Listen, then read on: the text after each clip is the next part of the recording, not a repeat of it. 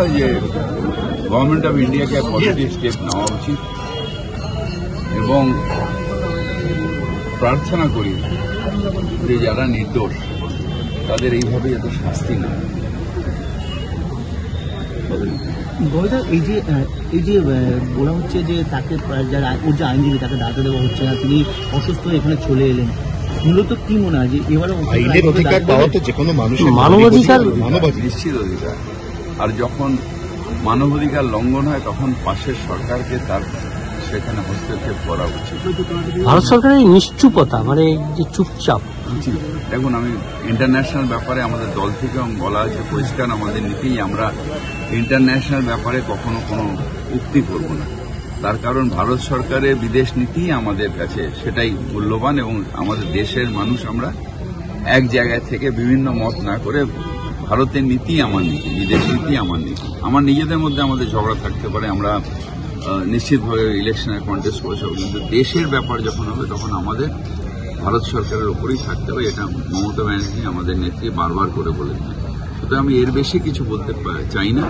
আমি শুধু প্রার্থনা করি যাতে এরকমভাবে একটা মানুষের এত কষ্ট না হয়। বলছি, আপনি সর্বদা বলেছেন যে রাজ্যের স্বাস্থ্যব্যবস্থা সব থেকে উন্নত, নো ডাউট। মমতা বন্দ্যোপাধ্যায় স্বাস্থ্যের পথ দেখিয়েছেন। আজকে অভিষেক বন্দ্যোপাধ্যায় নতুন একটি প্রকল্প চালু করেন সেবাশ্রয় নামে। উনি একটা কথা বলছেন, ডায়মন্ড হারবারই দেশের মডেল। রাজ্যের স্বাস্থ্য ব্যবস্থা যেমন দুটো কি দাদা, কালকে আরাবুল আক্রান্ত হয়েছেন, আজকে থানায় তিনি পোলেরার থানায় অভিযোগ জানিয়েছেন এবং শওকত, এটা আমাদের পার্টি লেভেল আমরা দেখি, আপনাদের এত চিন্তা করতে হবে না। আমাদের সুব্রত বক্সী আমাদের এখানকার পার্টি প্রেসিডেন্ট আছেন, উনি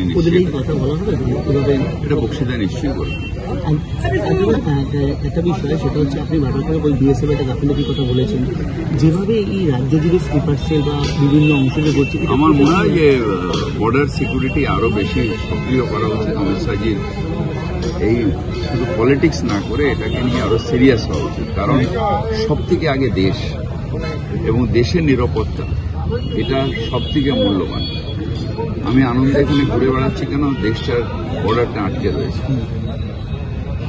এই দেশটা বাংলাদেশ হয়ে যায়, এই দেশটা পাকিস্তান হয়ে যায়। তাই আমরা এখানে রয়েছি এবং আমাদের বাবা সাহেব আম্বেদকরের যে সংবিধান, সেই সংবিধান অনুযায়ী আমরা এই দেশের গণতন্ত্র, ধর্মনিরপেক্ষতা, প্রজাতন্ত্র, এটার মূল্য আমরা এই দেশে রয়েছি।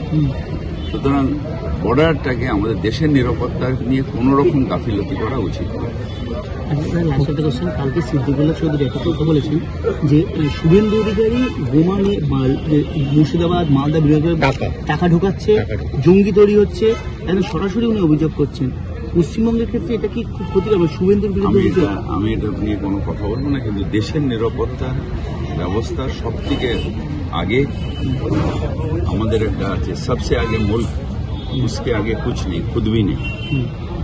দেশ সব থেকে আগে, তার আগে কিছুই হতে পারে না, নিজেও হতে পারি না।